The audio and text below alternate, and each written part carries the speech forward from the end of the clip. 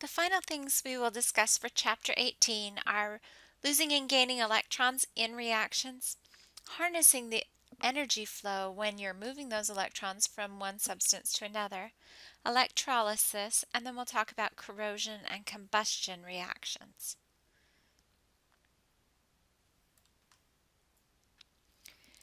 When you have a reaction where electrons are exchanged between one element and another, it's called a redox reaction.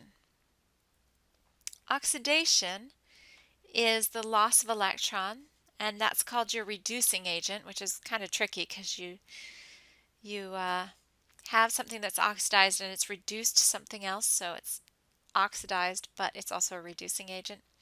If you have something that is reduced, it gains electrons, and this is your oxidizing agent. So we call it oil rig. Oxidation is the loss of electrons, and reduction is the gain of electrons. And just keep in mind when you add agent, that name in front is going to switch because that's saying it does that to the other component that's there. An atom in its elemental form, unless it's written otherwise, has an oxidation number of 0. So for monatomic ions, if they have a charge written by them, then the oxidation number equals the charge that's written there. So if you just have like Li plus, it would be +1. If you just have Li, it's going to be 0. But if they've written a charge there, then that's it. So lithium would have a charge of 0, carbon charge is 0, P4 charge is 0, S8 charge is 0, fluorine 0, copper 0. But when we have a charge written next to them, we're going to go ahead and assume that the charge is what's written. So copper plus has a +1 charge, Fe3 plus 3 plus charge, sulfur 2 minus 2 minus charge. But those will always be written in. If nothing's written, it's a 0. For nonmetals, the oxidation number of oxygen is usually -2, except when it gets with fluorine, in which case the oxygen gets a +2. And in peroxides, so like hydrogen peroxide, it will be O22-. That's what makes peroxides so reactive. You pour them on a cut and it just goes everywhere. It's because the peroxide is changing from your 2- for two of them to a 2- for one of them in their reaction. The oxidation number for hydrogen is +1, so it matches its group numbers when it's bonded to nonmetals, and it's -1 when it bonds to metals. The oxidation for fluorine is 1-, and all those under it are generally -1 unless they have to combine with oxygen or fluorine, in which case they'll take the positive charge because of the electronegativity of fluorine and oxygen. The sum of the oxidation numbers in a molecule has to add to 0 in the end unless there's already a charge written by the molecule. So if you have a polyatomic ion where a charge is written, then they've got to add to the charge that's written there. So to see how the electrons are exchanged, we'd put in the oxidation numbers by each element. So if I have 2 carbon monoxides and I add oxygen to make carbon dioxide, I can look at that and see what is happening exactly and identify the element that from reactants to products loses electrons and the element which going from reactant to products gains electrons. And be careful because this is working opposite of your bank account because electrons are negatively charged. So if it goes from 0 to minus, it has gained.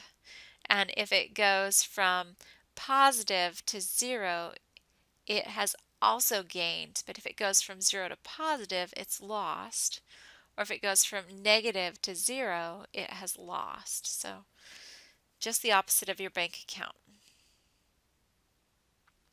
So our oxygen always has -2, and we know carbon monoxide has to add to 0 because there's no charge written by it. So our carbon there must be a +2. Oxygen's by itself, there's no charge by it. It's going to have a charge of 0. And then we have carbon dioxide, now remember each oxygen is going to have -2, and there's 2 of them in this case. So in order to make that compound add to 0, we have to give the carbon a +4 charge. So now I say, okay, how did they change? Well, carbon went from +2 to +4. So is that gaining electrons or is that losing electrons? Turns out the more positive you get, the more negative charges you've lost. So carbon lost electrons. Oil rig, oxidation is the loss of electrons, reduction is the gain. The carbon has been oxidized. Your oxygen here went from -2 to -2 for one part and 0 to -2 for the other. Where there isn't a change taking place, you can just ignore it. But for the part that does change, in this case 0 to -2, you ask is it gaining or losing electrons? Remember, it works the opposite of your bank account.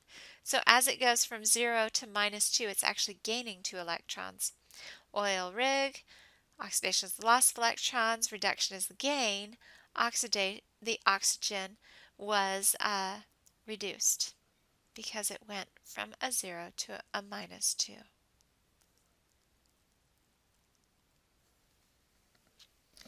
So there's the math of it to see that you've lost electrons and gained electrons.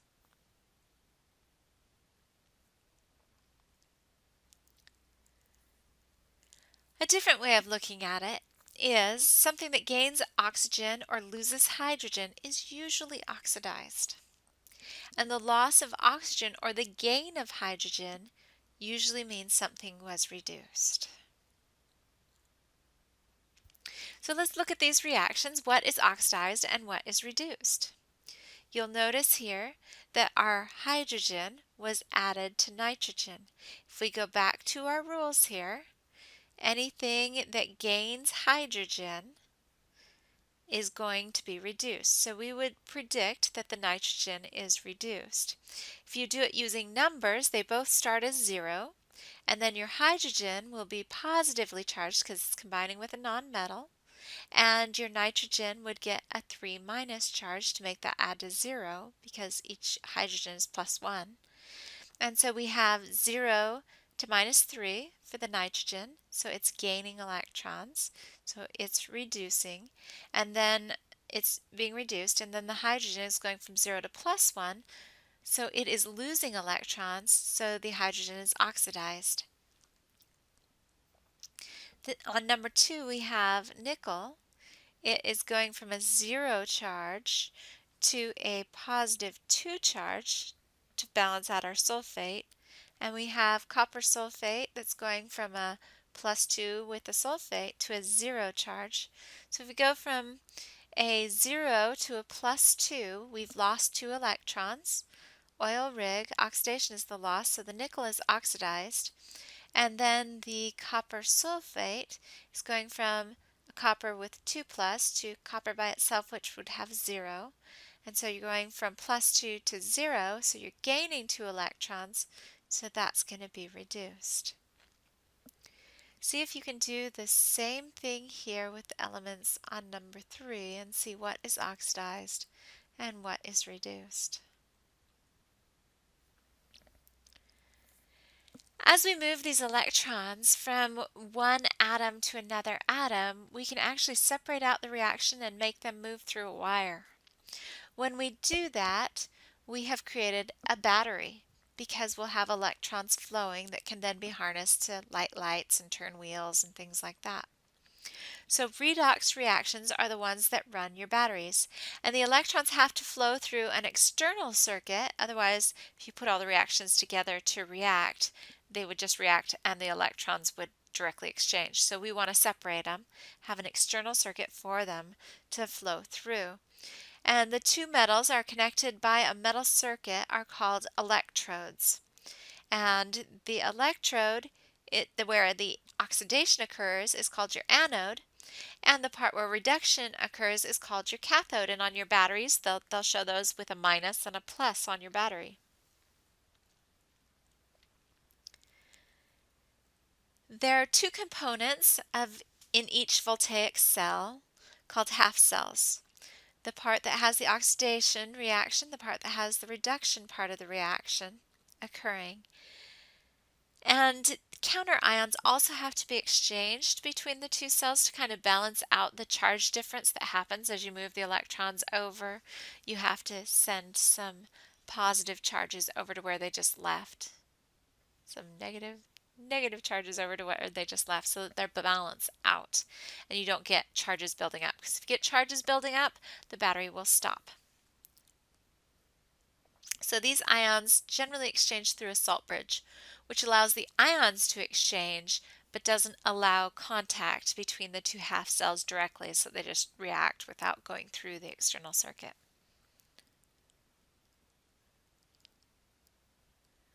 So for example, we can have silver and zinc in two different areas, and the silver can accept an electron and the zinc can donate 2 electrons, and we end up getting a battery as long as we have an external circuit to connect the two and a salt bridge to balance them out.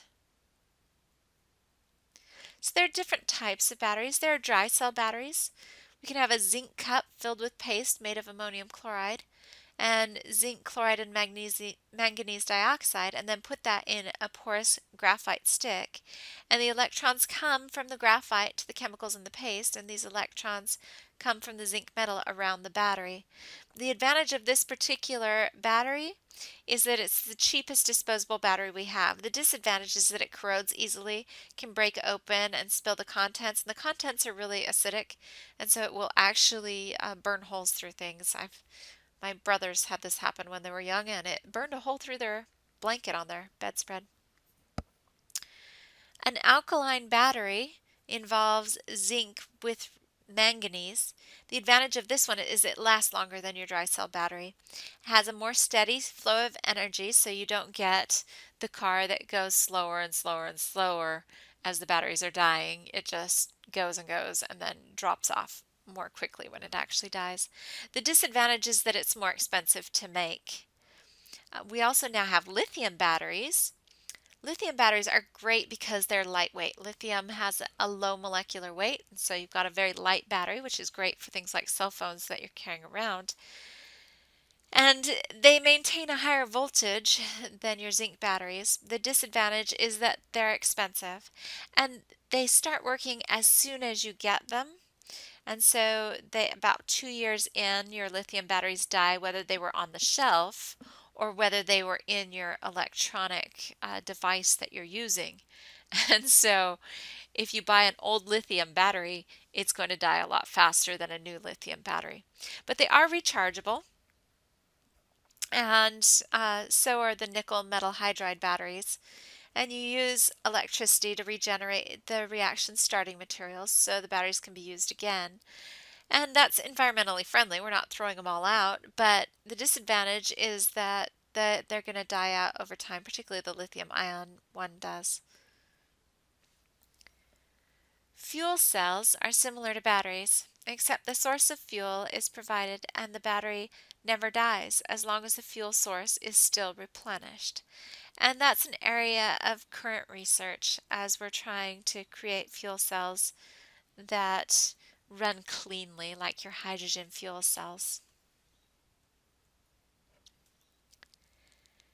Now, sometimes we want to reverse a redox reaction. We want to make it go opposite of the direction it would be normally tended to do. In order to do that, you have to add lots of energy because we were getting energy out when it went the natural direction. So we've got to put energy in to go the other way.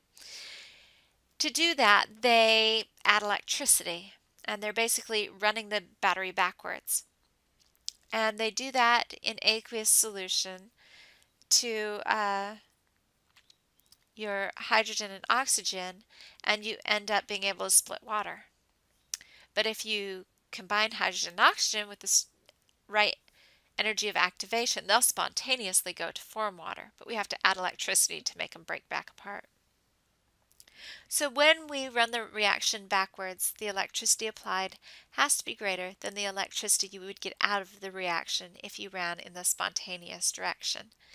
And the discovery that we could do this was actually huge. It used to be that aluminum was far more expensive than gold because it was so hard to get pure aluminum. But once they discovered electrolysis, it became much easier, and now we buy aluminum foil all the time very cheaply because they can create it using electrolysis. Corrosion can be a problem with these reactions. Most metals will combine with oxygen and air and produce metal oxides, and that leads to compounds like rust and other undesirable corrosive reactions that break down our metals and turn them into something weaker. And what this is basically is a battery reaction that's running the spontaneous direction. So if we want to not make them happen, we need to put easier battery reactions around them to reverse them. In order to do that, they do something called cathodic protection. You can protect a metal from corrosion by including a second metal that is more easily oxidized, and then the oxygen combines with the second metal. And that makes the metal surface of the cathode in the reaction instead of the one that's actually corroding. Zinc is the one that's most often used, particularly with your iron boats and such. They'll put the zinc there. The zinc reacts with the oxygen. It corrodes. It keeps the iron from reacting with the oxygen. And the metal is oxidized is called your sacrificial anode, because basically that zinc is going to break down until it's all gone and you got to put another one on there. But we're sacrificing the zinc so that the iron keeps its integrity, which is great if you have a boat and you're in it. You don't want the integrity to break down of that boat. So the zinc plays that role.